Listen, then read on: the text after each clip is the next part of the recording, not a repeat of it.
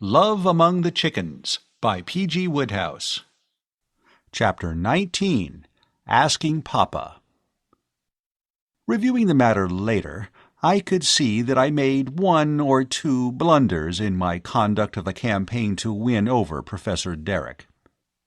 In the first place, I made a bad choice of time and place. At the moment, this did not strike me. It is a simple matter, I reflected, for a man to pass another by haughtily and without recognition when they meet on dry land. But when the said man, being, it should be remembered, an indifferent swimmer, is accosted in the water and out of his depth, the feat becomes a hard one. It seemed to me that I should have a better chance with the professor in the water than out of it.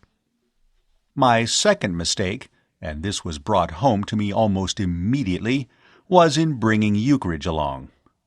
Not that I really brought him along, it was rather a case of being unable to shake him off.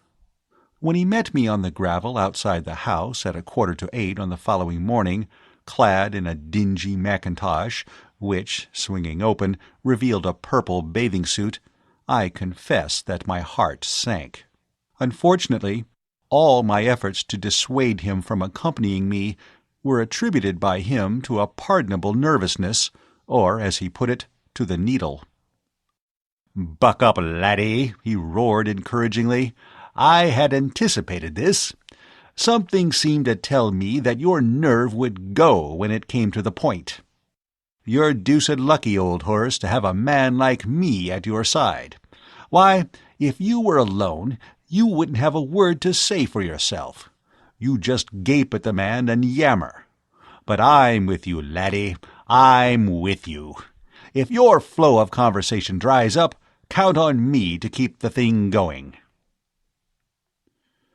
And so it came about that, having reached the cob and spying in the distance the grey head of the professor bobbing about on the face of the waters, we dived in and swam rapidly towards him. His face was turned in the opposite direction when we came up with him. He was floating peacefully on his back, and it was plain that he had not observed our approach. For when, treading water easily in his rear, I wished him good morning in my most conciliatory note, he stood not upon the order of his sinking, but went under like so much pig-iron. I waited courteously until he rose to the surface again, when I repeated my remark. He expelled the last remnant of water from his mouth with a wrathful splutter, and cleared his eyes with the back of his hand. I confess to a slight feeling of apprehension as I met his gaze. Nor was my uneasiness diminished by the spectacle of Euchridge splashing tactfully in the background like a large seal. Euchridge so far had made no remarks. He had dived in very flat, and I imagined that his breath had not yet returned to him. He had the air of one who intends to get used to his surroundings before trusting himself to speech. "The water is delightfully warm," I said. "Oh, it's you," said the professor, and I could not cheat myself into the belief that he had spoke cordially. Euchridge snorted loudly in the offing. The professor turned sharply, as if anxious to observe this marine phenomenon, and the annoyed gurgle which he gave showed that he was not approving of Euchridge either. I did not approve of Euchridge myself. I wished he had not come. Euchridge, in the water, lacks dignity. I felt that he prejudiced my case. "You are swimming splendidly this morning," I went on perseveringly, feeling that an ounce of flattery is worth a pound of rhetoric. "If," I added, "you will allow me to say so." "I will not," he snapped. Here a small wave, noticed that his mouth was open, stepped in. "I wish," he resumed warmly, "as I said in me letter, to have nothing to do with you. I consider that you've behaved in a manner that can only be described as abominable, and I will thank you to leave me alone." "But allow me—" "I will not allow ye, sir. I will allow ye nothing. Is it not enough to make me the laughing-stock, The butt, sir, of this town, without pursuing me in this way when I wish to enjoy a quiet swim?" "Now, laddie, laddie," said Euclid, placing a large hand on his shoulder, "these are harsh words. Be reasonable. Think before you speak. You little know—" "Go to the devil," said the professor. "I wish to have nothing to do with either of you. I should be glad if you would cease this persecution. Persecution, sir." His remarks, which I have placed on paper as if they were continuous and uninterrupted, were punctuated in reality by a series of gasps and puffings, as he received and rejected the successors of the wave he had swallowed at the beginning of our little chat. The art of conducting conversation while in the water is not given to every swimmer. This he seemed to realize, for, as if to close the interview, he proceeded to make his way as quickly as he could to the shore. Unfortunately, his first dash brought him squarely up against Euclid, who, not having expected the collision, clutched wildly at him and took him below the surface again. They came up a moment later on the worst terms. "Are you trying to drown me, sir?" barked the professor. "My dear old horse," said Euclid complainingly, "it's a little hard. You might look where you're going." "You grappled with me." "You took me by surprise, laddie. Rid yourself of the impression that you're playing water polo." "But, Professor," I said, joining the group and treading water, "one moment." I could have ducked him, but for the reflection that my prospects of obtaining his consent to my engagement would scarcely have been enhanced thereby. "But, Professor," I said, "one moment." "Go away, sir. I have nothing to say to you." "But he has lots to say to you," said Euclid. "Now's the time, old horse," he added encouragingly to me. "Spill the news." Without preamble, I gave out the text of my address. "I love your daughter, Phyllis, Mr. Derrick. She loves me. In fact, we are engaged." "Devilish well put, laddie," said Euclid approvingly. The professor went under as if he had been seized with a cramp. It was a little trying having to argue with a man of whom one could not predict with certainty that at any given moment he would not be under water. It tended to spoil the flow of one's eloquence. The best of arguments is useless if the listener suddenly disappears in the middle of it.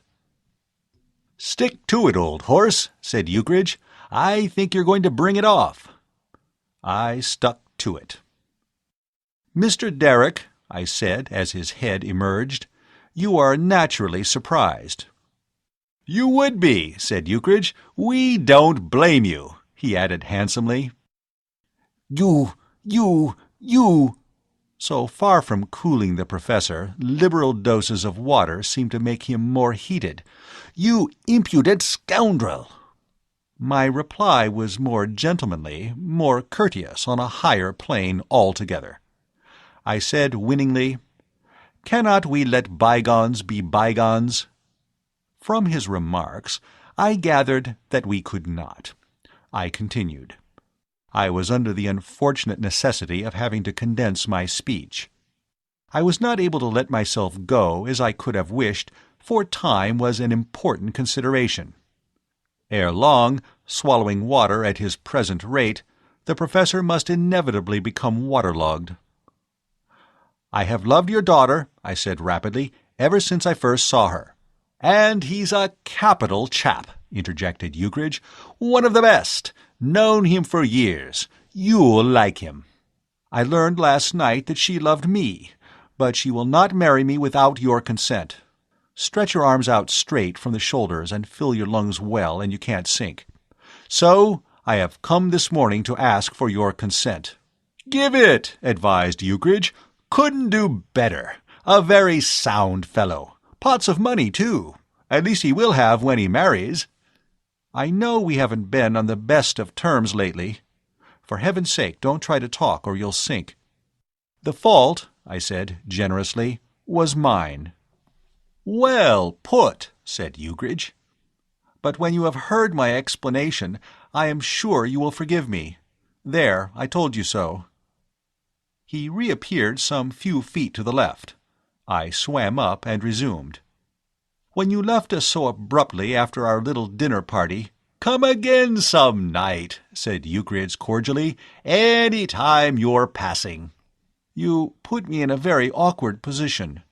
I was desperately in love with your daughter, and as long as you were in the frame of mind in which you had left, I could not hope to find an opportunity of revealing my feelings to her." "Revealing feelings is good," said Euclid approvingly.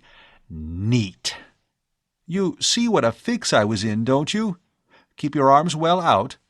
I thought for hours and hours to try and find some means of bringing about a reconciliation. You wouldn't believe how hard I thought." "Got as thin as a corkscrew," said Euclid. "At last, seeing you fishing one morning when I was on the cob, it struck me all of a sudden—" "You know how it is," said Euclid. "All of a sudden that the very best way would be to arrange a little boating accident. I was confident that I could rescue you all right." Here I paused, and he seized the opportunity to curse me, briefly, with a wary eye on an incoming wavelet. If it hadn't been for the inscrutable workings of Providence, which has a mania for upsetting everything, all would have been well. In fact, all was well till you found out." "Always the way," said Euclid sadly. "Always the way." "You young blackguard!" He managed to slip past me and made for the shore. "Look at the thing from the standpoint of a philosopher, old horse," urged Euclid, splashing after him. "The fact that the rescue was arranged oughtn't to matter. I mean to say, you didn't know it at the time, so, relatively, it was not. And you were genuinely saved from a watery grave and all that sort of thing." I had not imagined Euclid capable of such an excursion into metaphysics. I saw the truth of his line of argument so clearly that it seemed to me impossible for anyone else to get confused over it. I had certainly pulled the professor out of the water, and the fact that I had first caused him to be pushed in had nothing to do with the case. Either a man is a gallant rescuer, or he is not a gallant rescuer. There is no middle course. I had saved his life, for he would certainly have drowned if left to himself, and I was entitled to his gratitude. That was all there was to be said about it. These things both Euclid and I tried to make plain as we swam along, but whether it was that the salt water he had swallowed had dulled the professor's normally keen intelligence, or that our power of stating a case was too weak, the fact remains that he reached the beach an unconvinced man. "Then may I consider," I said, "that your objections are removed? I have your consent?" He stamped angrily, and his bare foot came down on a small sharp pebble. With a brief exclamation, he seized his foot in one hand and hopped up the beach. While hopping, he delivered his ultimatum, probably the only instance on record of a father adopting this attitude in dismissing a suitor. "You may not," he cried. "You may consider no such thing. My objections were never more absolute. You detain me in the water, sir, till I am blue, sir, blue with cold, in order to listen to the most preposterous and impudent nonsense I ever heard." This was unjust. If he had listened attentively from the first and avoided interruptions and had not behaved like a submarine, we should have got through the business in half the time. I said so. "Don't talk to me, sir," he replied, hobbling off to his dressing-tent. "I will not listen to you. I have nothing to do with you. I consider you impudent, sir." "I assure you it was unintentional." "Ish!" he said, being the first occasion and the last on which I have ever heard that remarkable monosyllable produced from the mouth of a man. And he vanished into his tent. "Laddie," said Euclid solemnly, "do you know what I think?" "Well?" "You haven't clicked the old horse," said Euclid. End of chapter 19.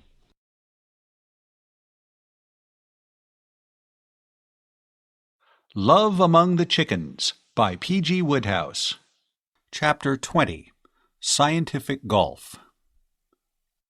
People are continually writing to the papers, or it may be one solitary enthusiast who writes under a number of pseudonyms, on the subject of sport, and the overdoing of the same by the modern young man.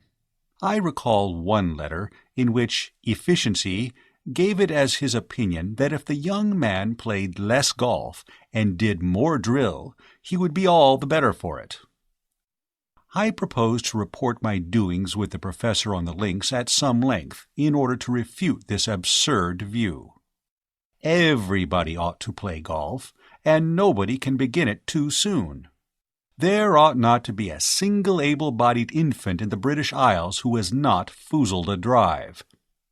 To take my case, suppose I had employed in drilling the hours I had spent in learning to handle my clubs. I might have drilled before the professor by the week without softening his heart. I might have ported arms and grounded arms and presented arms, and generally behaved in the manner advocated by Efficiency, and what would have been the result? Indifference on his part, or, and if I overdid the thing, irritation. Whereas, by devoting a reasonable portion of my youth to learning the intricacies of golf, I was enabled. It happened in this way. To me, as I stood with Euclid in the fowl run in the morning following my maritime conversation with the professor, regarding a hen that had posed before us, obviously with a view to inspection, there appeared a man carrying an envelope.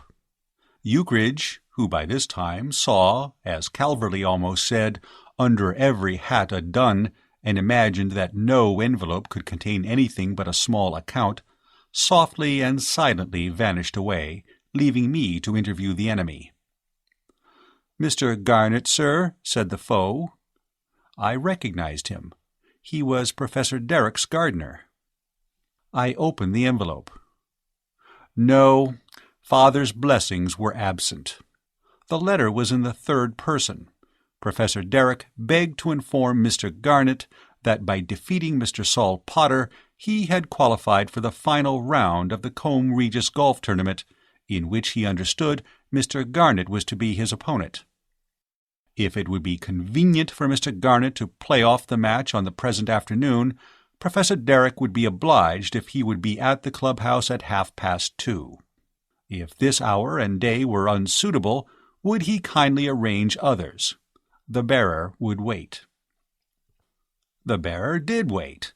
He waited for half an hour, as I found it impossible to shift him, not caring to use violence on a man well stricken in years, without first plying him with drink.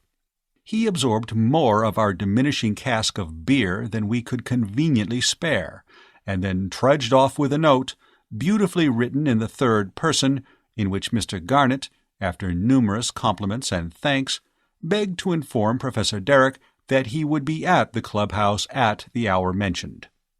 "And," I added, to myself, not in the note, "I will give him such a licking that he'll brain himself with a cleek." For I was not pleased with the professor. I was conscious of a malicious joy at the prospect of snatching the prize from him. I knew he had set his heart on winning the tournament this year. To be runner-up 2 years in succession stimulates the desire for first place. It would be doubly bitter to him to be beaten by a newcomer after the absence of his rival, the colonel, had awakened hope in him. And I knew I could do it. Even allowing for bad luck, and I am never a very unlucky golfer, I could rely almost with certainty on crushing the man. "And I'll do it," I said to Bob, who had trotted up. I often make Bob the recipient of my confidences. He listens appreciatively and never interrupts. And he never has grievances of his own. If there is one person I dislike, it is the man who tries to air his grievances when I wish to air mine. "Bob," I said, running his tail through my fingers, "listen to me, my old university chum, for I have matured a dark scheme. Don't run away. You know you don't really want to go and look at that chicken. Listen to me. If I am in form this afternoon, and I feel in my bones that I shall be, I shall nurse the professor. I shall play with him. Do you understand the principles of match play at golf, Robert? You score by holes, not strokes. There are 18 holes. All right, how was I to know that you knew without my telling you? Well, if you understand so much about the game, you will appreciate my dark scheme. I shall toy with the professor, Bob. I shall let him get ahead, and then catch him up. I shall go ahead myself, and let him catch me up. I shall race him neck and neck till the very end. Then, when his hair has turned white with the strain, and he's lost a couple of stone in weight, and his eyes are starting out of his head, and he's praying, if he ever does pray, to the gods of golf that he may be allowed to win, I shall go ahead and beat him by a hole. I'll teach him, Robert. He shall taste of my despair, and learn by proof in some wild hour how much the wretched dare. And when it's all over, and he's torn all his hair out and smashed all his clubs, I shall go and commit suicide off the cob. Because, you see, if I can't marry Phyllis, I shan't have any use for life. I mean it, I said, rolling him on his back and punching him on the chest till his breathing became stertorous. You don't see the sense of it, I know. But then you've got none of the finer feelings. You're a jolly good dog, Robert, but you're a rank materialist. Bones and cheese and potatoes with gravy over them make you happy. You don't know what it is to be in love. You'd better get right side up now, or you'll get apoplexy. It has been my aim in the course of this narrative to extenuate nothing, nor set down aught in malice. Like the gentleman who played euchre with the heathen Chinee, I state but facts. I do not, therefore, slur over my scheme for disturbing the professor's peace of mind. I am not always good and noble. I am the hero of this story, but I have my off moments. I felt ruthless towards the professor. I cannot plead ignorance of the golfer's point of view as an excuse for my plottings. I knew that to one whose soul is in the game as the professor's was, the agony of being just beaten in an important match exceeds in bitterness all other agonies. I knew that, if I scraped through by the smallest possible margin, his appetite would be destroyed, his sleep o'-nights broken. He would wake from fitful slumber, moaning that if he had only used his iron instead of his mashie at the 10th, all would have been well. That if he had putted more carefully on the 7th green, life would not be drear and blank. That a more judicious manipulation of his brassy throughout might have given him something to live for. All these things I knew. And they did not touch me. I was adamant. The professor was waiting for me at the clubhouse, and greeted me with a cold and stately inclination of the head. "Beautiful day for golf," I observed in my gay, chatty manner. He bowed in silence. Very well, I thought. Wait. Just wait. "Miss Derrick is well, I hope," I added, aloud. That drew him. He started. His aspect became doubly forbidding. "Miss Derrick is perfectly well, sir, I thank you." "And you? No bad effect, I hope, from your dip yesterday?" "Mr. Garnet, I came here for golf, not conversation," he said. We made it so.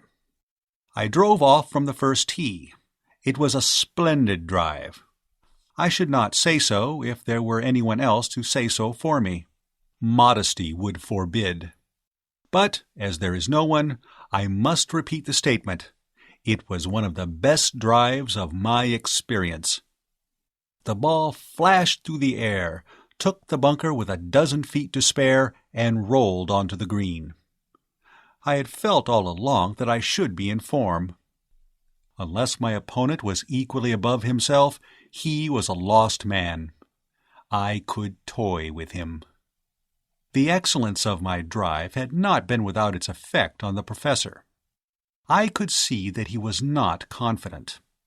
He addressed his ball more strangely and at greater length than anyone I had ever seen. He waggled his club over it as if he were going to perform a conjuring trick. Then he struck and topped it. The ball rolled 2 yards. He looked at it in silence. Then he looked at me, also in silence. I was gazing seawards. When I looked round, he was getting to work with a brassey. This time he hit the bunker and rolled back. He repeated this maneuver twice. "Hard luck," I murmured sympathetically on the third occasion, thereby going as near to being slain with a niblick as it has ever been my lot to go. Your true golfer is easily roused in times of misfortune, and there was a red gleam in the eye of the professor turned to me. "I shall pick my ball up," he growled. He walked on in silence to the second tee. He did the second hole in 4, which was good. I did it in 3, which, unfortunately for him, was better. I won the 3rd hole. I won the 4th hole. I won the 5th hole. I glanced at my opponent out of the corner of my eyes. The man was suffering. Beads of perspiration stood out on his forehead. His play had become wilder and wilder at each hole in arithmetical progression. If he had been a plough, he could hardly have turned up more soil. The imagination recoiled from the thought of what he could be doing in another half-hour if he deteriorated at his present speed. A feeling of calm and content stole over me. I was not sorry for him. All the viciousness of my nature was uppermost in me. Once, when he missed the ball clean at the 5th tee, his eye met mine, and we stood staring at each other for a full half-minute without moving. I believe, if I had smiled then, he would have attacked me without hesitation. There is a type of golfer who really almost ceases to be human under the stress of the wild agony of a series of foozles. The 6th hole involves the player in a somewhat tricky piece of cross-country work, owing to the fact that there is a nasty ditch to be negotiated some 50 yards from the green. It is a beast of a ditch, which, if you are out of luck, just catches your second shot. "All hope abandon ye who enter here" might be written on a notice board over it. The professor entered there. The unhappy man sent his second, as nice and clean a brassy shot as he had made all day, into its very jaws. And then madness seized him.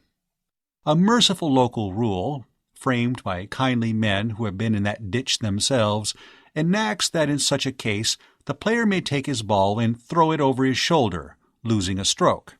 But once, so the legend runs, a scratch man who found himself trapped, scorning to avail himself of this rule at the expense of its accompanying penalty, wrought so shrewdly with his niblick that he not only got out, but actually laid his ball dead.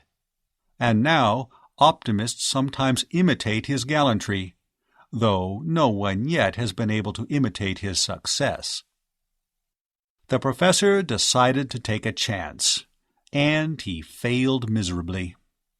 As I was on the green with my 3rd, and, unless I putted extremely poorly, was morally certain to be down in 5, which is bogey for the hole, there was not much practical use in his continuing to struggle. But he did in a spirit of pure vindictiveness, as if he were trying to take it out of the ball. It was a grisly sight to see him, head and shoulders above the ditch, hewing at his obstinate colonel. It was a similar spectacle that once induced a lay spectator of a golf match to observe that he considered hockey a silly game.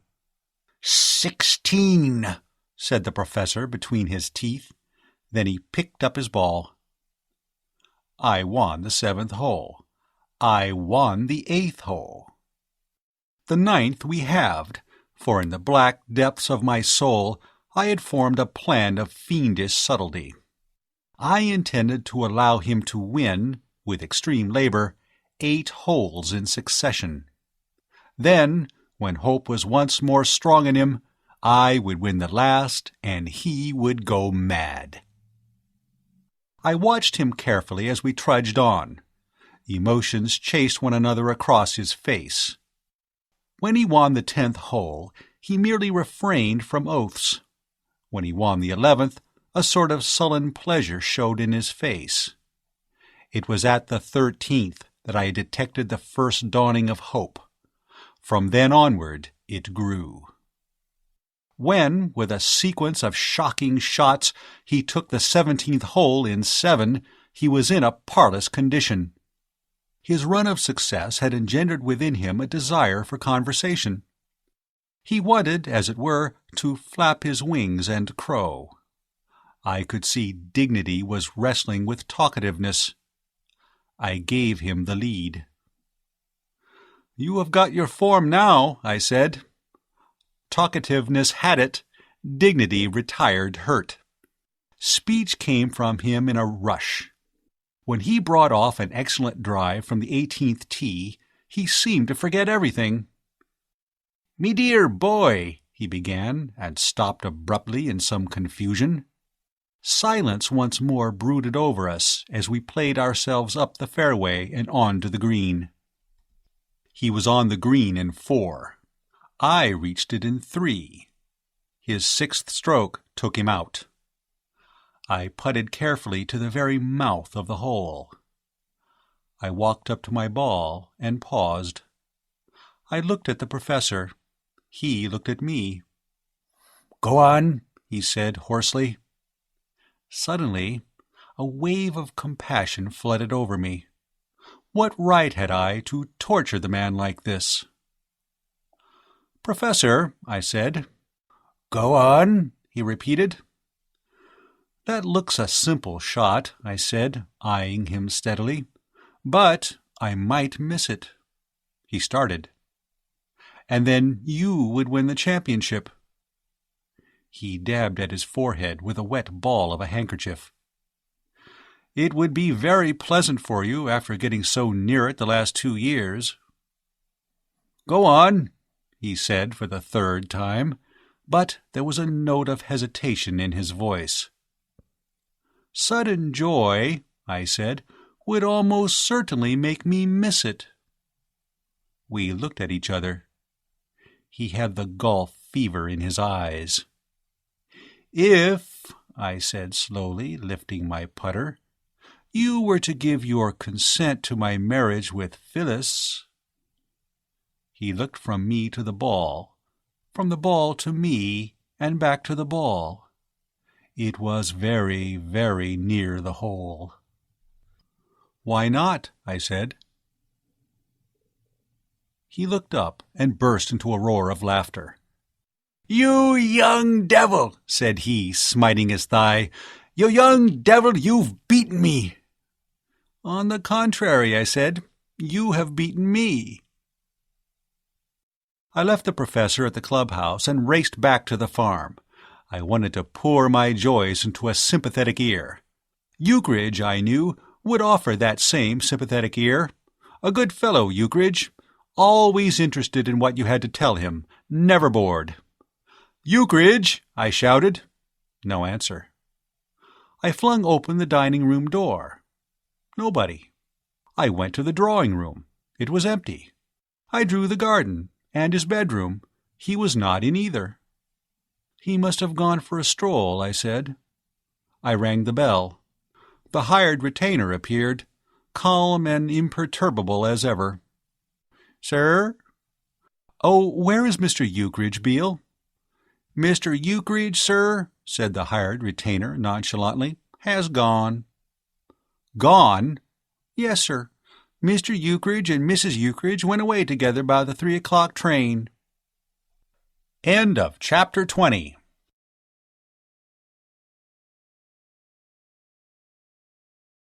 Love Among the Chickens by P.G. Wodehouse. Chapter 21. The Calm Before the Storm. "Beale," I said, "are you drunk?" "Wish I was, sir," said the hired man. "Then what on earth do you mean? Gone? Where have they gone to?" "Don't know, sir. London, I expect." "London? Why?" "Don't know, sir." "When did they go?" "Oh, you told me that. Didn't they say why they were going?" "No, sir." "Didn't you ask? When you saw them packing up and going to the station, didn't you do anything?" "No, sir." "Why on earth not?" "I didn't see them, sir. I only found out as they'd gone after they'd been and went, sir. Walking down by the net and mackerel, met one of them coast guards.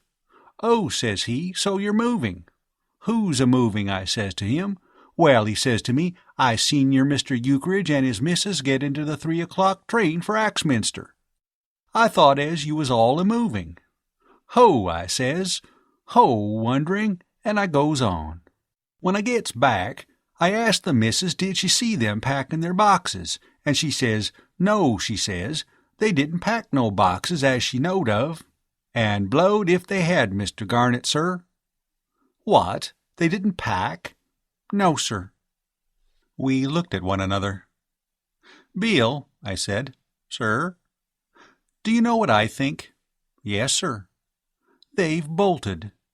So I says to the missus, sir. It struck me right off, in a manner of speaking. "This is awful," I said. "Yes, sir." His face betrayed no emotion, but he was one of those men whose expression never varies. It's a way they have in the army. "This wants thinking out, Beale," I said. "Yes, sir." "You'd better ask Mrs. Beale to give me some dinner, and then I'll think it over." "Yes, sir." I was in an unpleasant position. Euchridge, by his defection, had left me in charge of the farm. I could dissolve the concern, I supposed, if I wished, and return to London, but I particularly desired to remain in Combe Regis.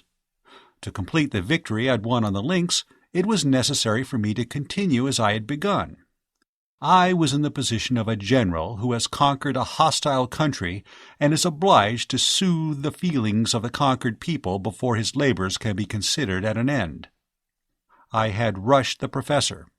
It must now be my aim to keep him from regretting that he had been rushed. I must therefore stick to my post with the tenacity of an able-bodied leech. There would be trouble. Of that I was certain. As soon as the news got about that Euchridge had gone, the deluge would begin. His creditors would abandon their passive tactics and take active steps.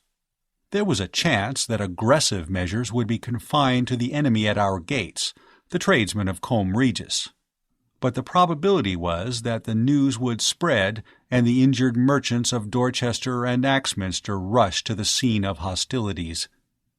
I summoned Beale after dinner and held a council of war. It was no time for airy persiflage. I said, "Beale, we're in the cart." "Sir?"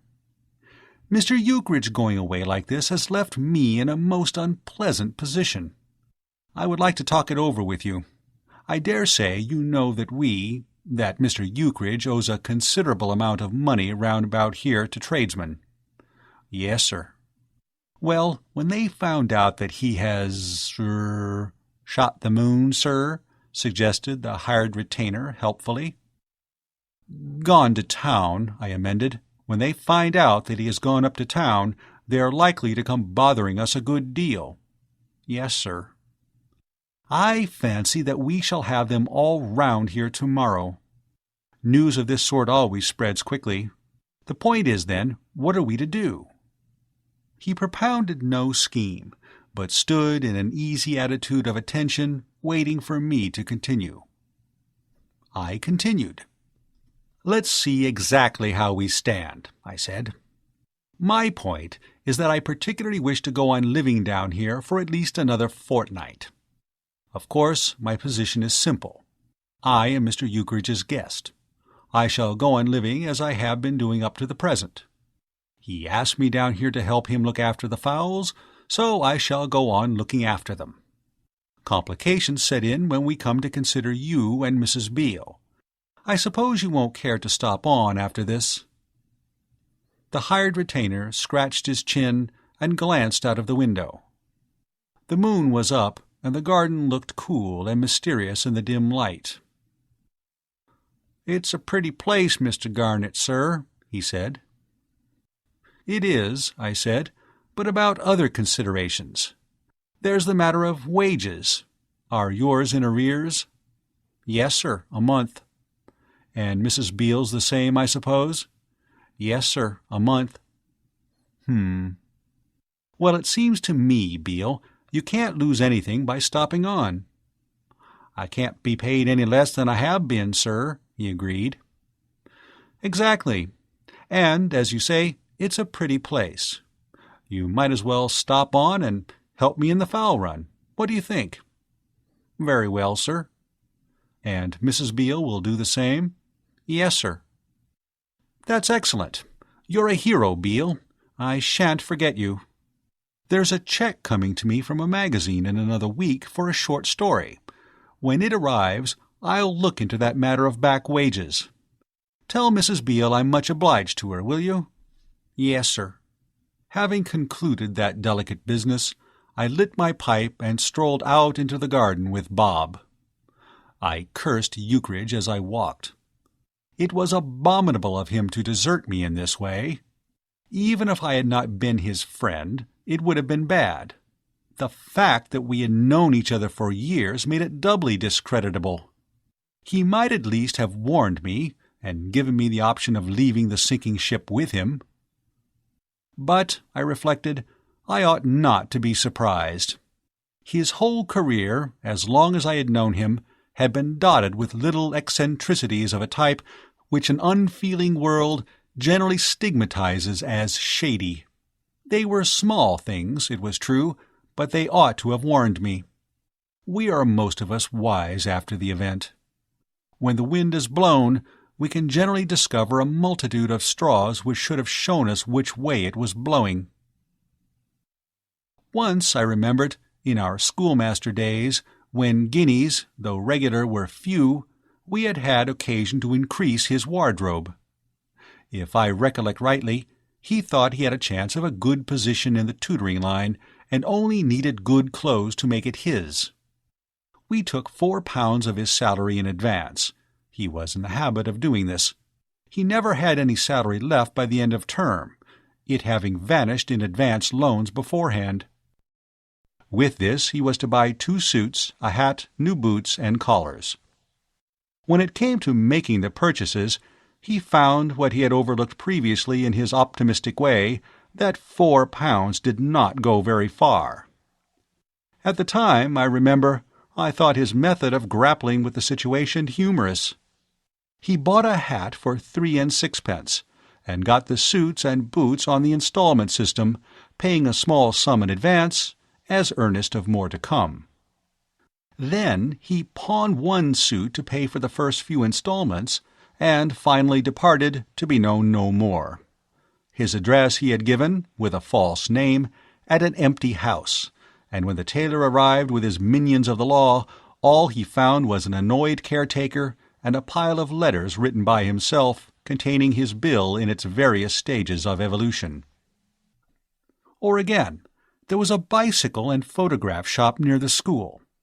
He went into this one day, and his roving eye fell on a tandem bicycle. He did not want a tandem bicycle, but that influenced him not at all. He ordered it provisionally. He also ordered an enlarging camera, a Kodak, and a magic lantern. The order was booked, and the goods were to be delivered when he had made up his mind concerning them. After a week, the shopman sent round to ask if there were any further particulars which Mr. Eucridge would like to learn before definitely ordering them. Mr. Eucridge sent back word that he was considering the matter, and that in the meantime would he be so good as to let him have that little clockwork man in his window, which walked when wound up. Having got this and not paid for it, Eucridge thought that he had done handsomely by the bicycle and photograph man, and that things were square between them. The latter met him a few days afterwards, and expostulated plaintively. Eucridge explained. "My good man," he said, "you know, I really think we need say no more about the matter. Really, you've come out of it very well. Now look here, which would you rather be owed for? A clockwork man, which is broken and you can have it back? Or a tandem bicycle, an enlarging camera, a Kodak, and a magic lantern, what?" His reasoning was too subtle for the uneducated mind. The man retired, puzzled and unpaid, and Eucridge kept the clockwork toy. End of chapter 21.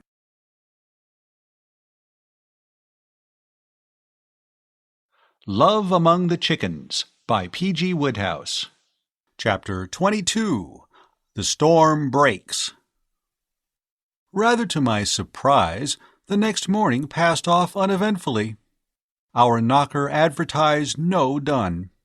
Our lawn remained untrodden by hobnailed boots. By lunchtime, I had come to the conclusion that the expected trouble would not occur that day, and I felt that I might well leave my post for the afternoon while I went to the professor's to pay my respects. The professor was out when I arrived. Phyllis was in, and it was not till the evening that I started for the farm again. As I approached, the sound of voices smote my ears. I stopped. I could hear Beale speaking. Then came the rich notes of Vickers the butcher. Then Beale again. Then Dawlish the grocer. Then a chorus. The storm had burst, and in my absence. I blushed for myself. I was in command, and I had deserted the fort in time of need. What must the faithful hired man be thinking of me? Probably he placed me, as he had placed Eucridge, in the ragged ranks of those who have shot the moon. Fortunately, having just come from the professor's, I was in the costume which of all my wardrobe was most calculated to impress. To a casual observer, I should probably suggest wealth and respectability. I stopped for a moment to cool myself, for, as is my habit when pleased with life, I had been walking fast. Then opened the gate and strode in, trying to look as opulent as possible. It was an animated scene that met my eyes. In the middle of the lawn stood the devoted Beale, a little more flushed than I had seen him hitherto, parleying with a burly and excited young man without a coat. Grouped round the pair were some dozen men, young, middle-aged, and old, all talking their hardest. I could distinguish nothing of what they were saying. I noticed that Beale's left cheekbone was a little discolored, and there was a hard, dogged expression on his face. He, too, was in his shirt-sleeves. My entry created no sensation. Nobody, apparently, had heard the latch click, and nobody had caught sight of me. Their eyes were fixed on the young man and Beale. I stood at the gate and watched them. There seemed to have been trouble already. Looking more closely, I perceived sitting on the grass apart a second young man. His face was obscured by a dirty pocket-handkerchief, with which he dabbed tenderly at his features. Every now and then the shirt-sleeved young man flung his hands towards him with an indignant gesture, talking hard the while. It did not need a preternaturally keen observer to deduce what had happened. Beale must have fallen out with the young man who was sitting on the grass and smitten him, and now his friend had taken up the quarrel. Now this, I said to myself, is rather interesting. Here in this one farm we have the only 3 known methods of dealing with duns. Beale is evidently an exponent of the violent method. Eucridge is an apostle of evasion. I shall try conciliation. I wonder which of us will be the most successful. Meanwhile, not to spoil Beale's efforts by allowing him too little scope for experiment, I refrained from making my presence known, and continued to stand by the gate, an interested spectator. Things were evidently moving now. The young man's gestures became more vigorous. The dogged look on Beale's face deepened. The comments of the ring increased in point and pungency. "What did you hit him for, then?" The question was put, always the same words and with the same air of quiet triumph, at intervals of 30 seconds by a little man in a snuff-colored suit with a purple tie. Nobody ever answered him, or appeared to listen to him, but he seemed each time to think that he had clinched the matter and cornered his opponent. Other voices chimed in. "You hit him, Charlie. Go on, you hit him. We'll have the law. Go on, Charlie." Flushed with the favor of the many-headed, Charlie now proceeded from threats to action. His right fist swung round suddenly, but Beale was on the alert. He ducked sharply, and the next moment Charlie was sitting on the ground beside his fallen friend. A hush fell on the ring, and the little man in the purple tie was left repeating his formula without support. I advanced. It seemed to me that the time had come to be conciliatory. Charlie was struggling to his feet, obviously anxious for a second round, and Beale was getting into position once more. In another 5 minutes, conciliation would be out of the question. "What's all this?" I said. I may mention here that I do not propose to inflict dialect upon the reader. If he had borne with my narrative so far, I look on him as a friend, and feel that he deserves consideration. I may not have brought out the fact with sufficient emphasis in the foregoing pages, but nevertheless I protest that I have a conscience. Not so much as a thickie shall we find. My advent caused a stir. Excited men left Beale and rallied round me. Charlie, rising to his feet, found himself dethroned from his position of man of the moment, and stood blinking at the setting sun and opening and shutting his mouth. There was a buzz of conversation. "Don't all speak at once, please," I said. "I can't possibly follow what you say. Perhaps you will tell me what you want." I singled out a short, stout man in grey. He wore the largest whiskers ever seen on a human face. "It's like this, sir. We all of us want to know where we are." "I can tell you that," I said. "You're on our lawn, and I should be much obliged if you would stop digging your heels into it." This was not, I suppose, conciliation in the strictest and best sense of the word. But the thing had to be said. It is the duty of every good citizen to do his best to score off men with whiskers. "You don't understand me, sir," he said excitedly. "When I said we didn't know where we were, it was a manner of speaking. We want to know how we stand." "On your heels," I replied gently, "as I pointed out before." "I am Brass, sir, of Axminster. My account with Mr. Eucridge is £10, 8 shillings and 4pence. I want to know." The whole strength of the company now joined in. "You know me, Mr. Garnet, Appleby, in the High," voice lost in the general roar, "and 8pence. My account with Mr. Euc, settle. I represent Bodger." A diversion occurred at this point. Charlie, who had long been eyeing Beale sourly, dashed at him with swinging fists, and was knocked down again. The whole trend of the meeting altered once more. Conciliation became a drug. Violence was what the people wanted. Beale had 3 fights in rapid succession. I was helpless. Instinct prompted me to join the fray, but prudence told me that such a course would be fatal. At least, in a lull, I managed to catch the hired retainer by the arm as he drew back from the prostrate form of his latest victim. "Drop it, Beale," I whispered hotly. "Drop it. We shall never manage these people if you knock them about.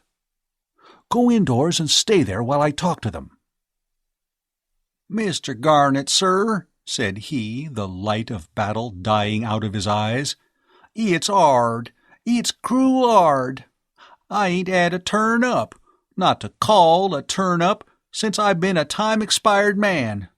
I ain't hittin' of 'em, Mr. Garnet, sir, not hard I ain't.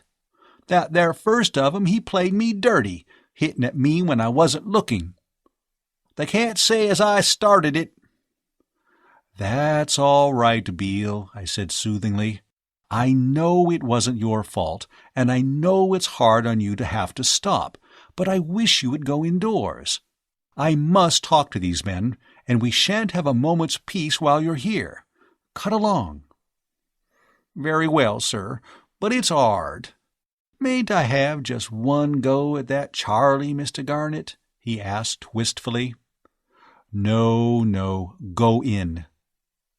"And if they goes for you, sir, and tries to wipe the face off you?" "They won't. They won't. If they do, I'll shout for you."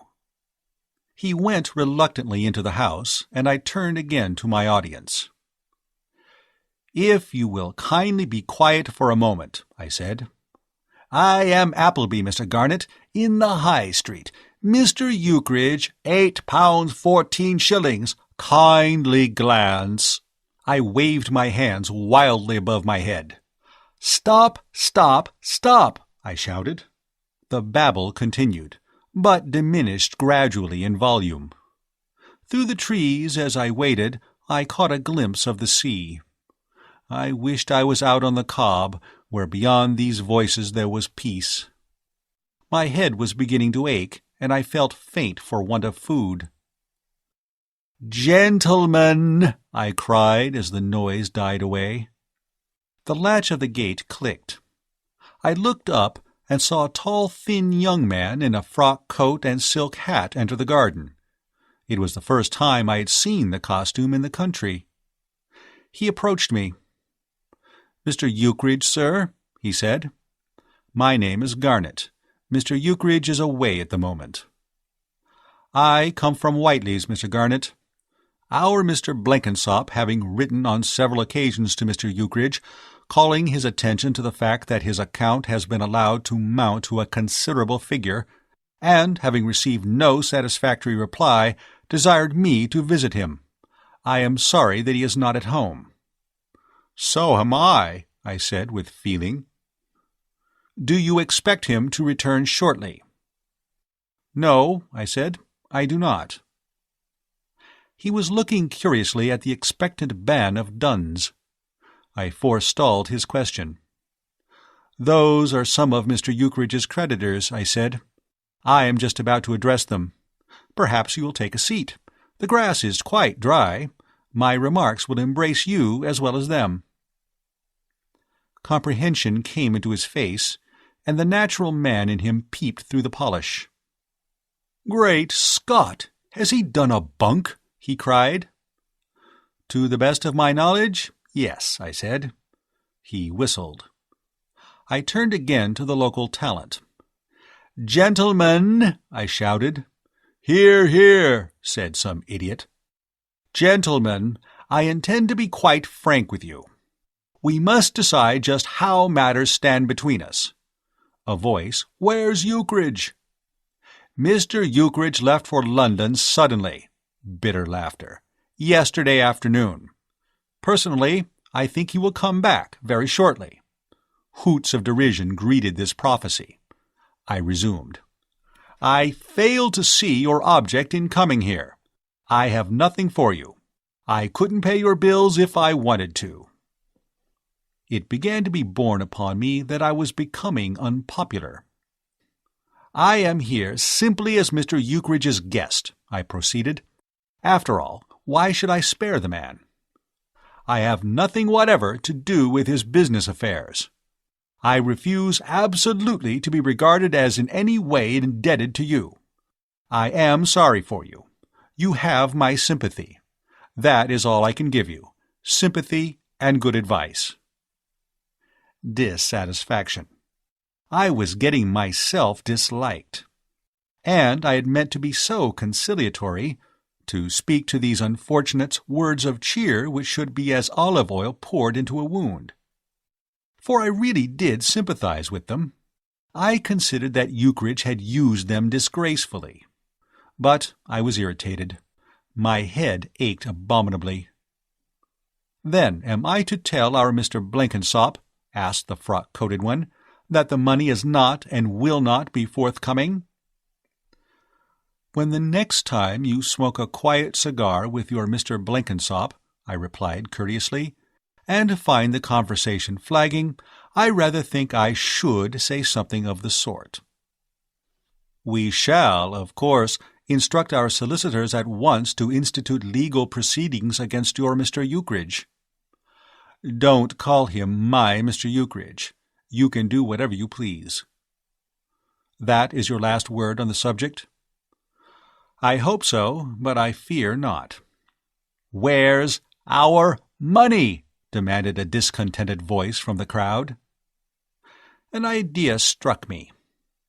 Beale! I shouted. Out came the hired retainer at the double. I fancy he thought that his help was needed to save me from my friends. He slowed down, seeing me as yet unassaulted. "Sir," he said, "isn't there a case of that whiskey left somewhere, Beale?" I had struck the right note. There was a hush of pleased anticipation among the audience. "Yes, sir, one." "Then bring it out here and open it." Beale looked pained. "For them, sir?" he ejaculated. "Yes. Hurry up." He hesitated, then, without a word, went into the house.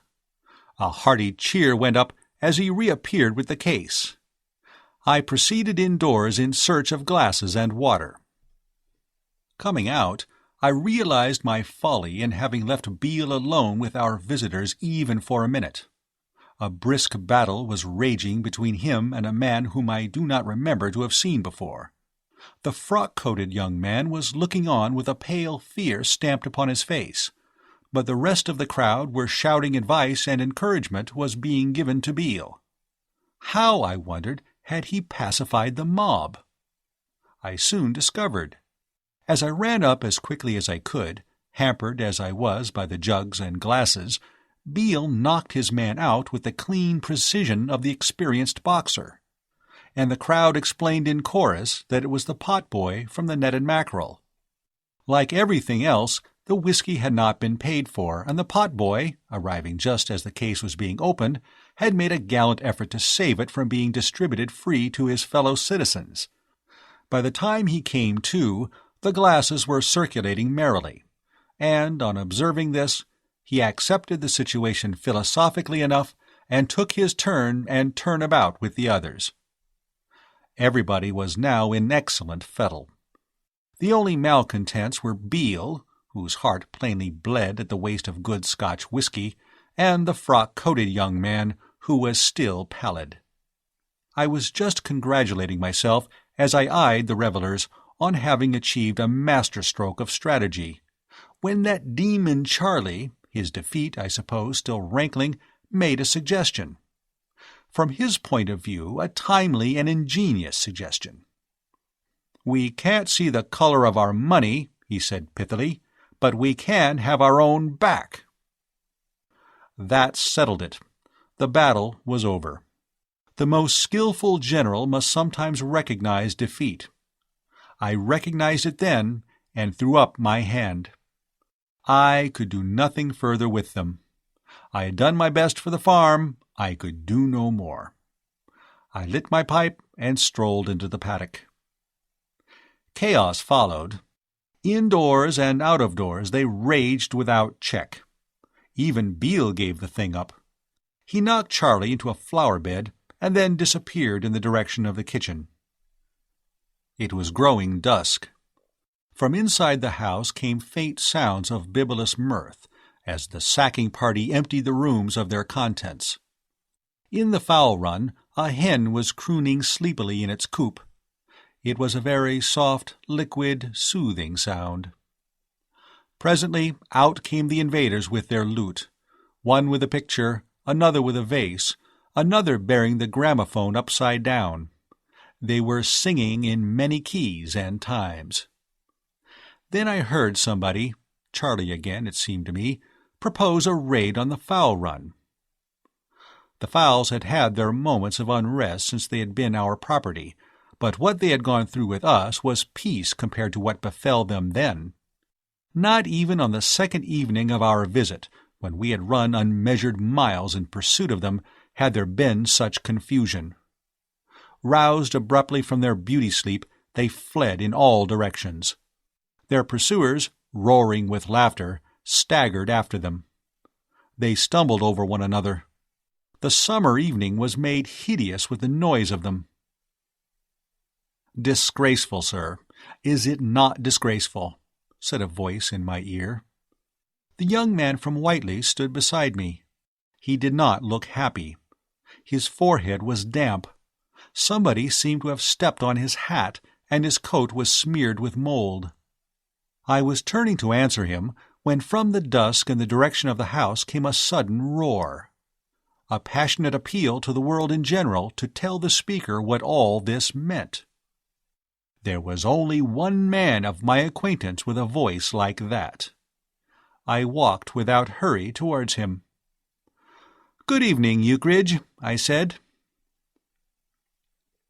End of Chapter 22.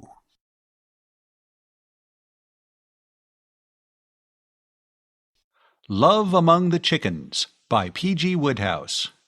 Chapter 23. After the Storm. A yell of welcome drowned the tumult of the looters. "Is that you, Garney, old horse? What's up? What's the matter? Has everyone gone mad? Who are those infernal scoundrels in the fowl run?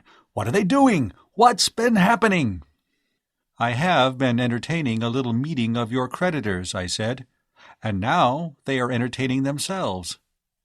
"But what do you let them do it for?" "What is one amongst so many?" "Well, 'pon my Sam," moaned Eucridge, as, her sardonic calm laid aside, that sinister hen which we called Aunt Elizabeth flashed past us, pursued by the whiskered criminal. "It's a little hard. I can't go away for a day." "You certainly can't. You're right there. You can't go away without a word." "Without a word? What do you mean, Garney, old boy? Pull yourself together. You're overexcited. Do you mean to tell me you didn't get my note?" "What note?" "The one I left on the dining-room table." "There was no note there." "What?" I was reminded of the scene that had taken place on the first day of our visit. "Feel in your pockets," I said. "Why, damn, here it is," he said in amazement. "Of course. Where did you expect it would be? Was it important?" "Why, it explained the whole thing." "Then," I said, "I wish you would let me read it. A note like that ought to be worth reading." "It was telling you to sit tight and not worry about us going away." "That's good about worrying. You're a thoughtful chap, Eucridge." "Because we should be back immediately." "And what sent you up to town?" "Why, we went to touch Milly's Aunt Elizabeth." "Oh," I said, a light shining on the darkness of my understanding. "You remember Aunt Elizabeth, the old girl who wrote that letter?" "I know. She called you a gaby." "And a guffin." "Yes, I remember thinking her a shrewd and discriminating old lady, with a great gift for character delineation. So, you went to touch her?" "That's it. We had to have more money. So I naturally thought of her. Aunt Elizabeth isn't what you might call an admirer of mine." "Bless her for that." "But she's very fond of Milly, and would do anything if she's allowed to chuck about a few home truths before doing it. So we went off together, looked her up at her house, stated our case, and collected the stuff. Milly and I shared the work. She did the asking, while I inquired after the rheumatism. She mentioned the figure that would clear us. I patted the dog. Little beast. Got after me when I wasn't looking and chewed my ankle. Thank heaven. In the end, Milly got the money, and I got the home truths. Did she call you a gaby? Twice, and a guffin 3 times. Your Aunt Elizabeth is beginning to fascinate me. She seems just the sort of woman I would like. Well, you got the money? Rather. And I'll tell you another thing, old horse. I scored heavily at the end of the visit. She got to the quoting proverbs stage by that time. "Ah, my dear," she said to Milly, "marry in haste, repent at leisure." Milly stood up to her like a little brick. "I'm afraid that proverb doesn't apply to me, Aunt Elizabeth," she said, "because I haven't repented. What do you think of that, laddie?" "Of course she hasn't had much leisure lately," I agreed. Euchridge's jaw dropped slightly, but he rallied swiftly. "Idiot! That wasn't what she meant. Milly's an angel." "Of course she is," I said cordially. "She's a precious sight too good for you, you old rotter. You bear that fact steadily in mind, and we'll make something of you yet." At this point Mrs. Euchridge joined us. She had been exploring the house and noting the damage done. Her eyes were open to their fullest extent. "Oh, Mr. Garnet, couldn't you have stopped them?" I felt a worm. Had I done as much as I might have done to stem the tide? "I'm awfully sorry, Mrs. Euchridge," I said humbly. "I really don't think I could have done much more. We tried every method. Beale had 7 fights, and I made a speech on the lawn, but it was all no good. Directly they had finished the whiskey. Euchridge's cry was like that of a lost spirit. "They didn't get hold of the whiskey!" They did. It seemed to me that it would smooth things down a little if I served it out. The mob had begun to get a trifle out of hand. "I thought those horrid men were making a lot of noise," said Mrs. Euchridge. Euchridge preserved a gloomy silence. Of all the disasters of that stricken field, I think the one that came home most poignantly to him was the loss of the whiskey. It seemed to strike him like a blow. "Isn't it about time to collect these men and explain things?" I suggested. "I don't believe any of them know you've come back." "They will," said Euchridge grimly, coming out of his trance. "They soon will. Where's Beale? Beale!" The hired retainer came running out at the sound of the well-remembered voice. "Lummy, Mr. Euchridge, sir?" he gasped. It was the first time Beale had ever betrayed any real emotion in my presence. To him, I suppose the return of Euchridge was as sensational and astonishing an event as a reappearance from the tomb. He was not accustomed to find those who had shot the moon revisiting their ancient haunts. "Beale, go round the place and tell those scoundrels that I've come back, and would like a word with them on the lawn. And if you find any of them stealing the fowls, knock them down." "I have knocked down 1 or 2, said Beale with approval.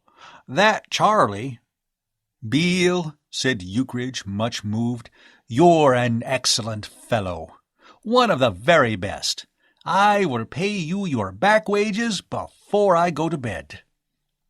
"These fellers, sir," said Beale, having expressed his gratification, "they've been and scattered most of them birds already, sir. They've been chasing of them this half-hour back." Euchridge groaned. "Scoundrels! Demons!" Beale went off. "Milly, old girl," said Euchridge, adjusting the ginger-beer wire behind his ears and hoisting up his grey flannel trousers, which showed an inclination to sag, "you'd better go indoors. I propose to speak pretty chattily to these blighters, and in the heat of the moment 1 or 2 expressions might occur to me which you would not like. It would hamper me, your being there." Mrs. Euchridge went into the house, and the vanguard of the audience began to come onto the lawn. Several of them looked flushed and dishevelled.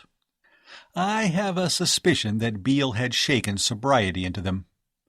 Charlie, I noticed, had a black eye.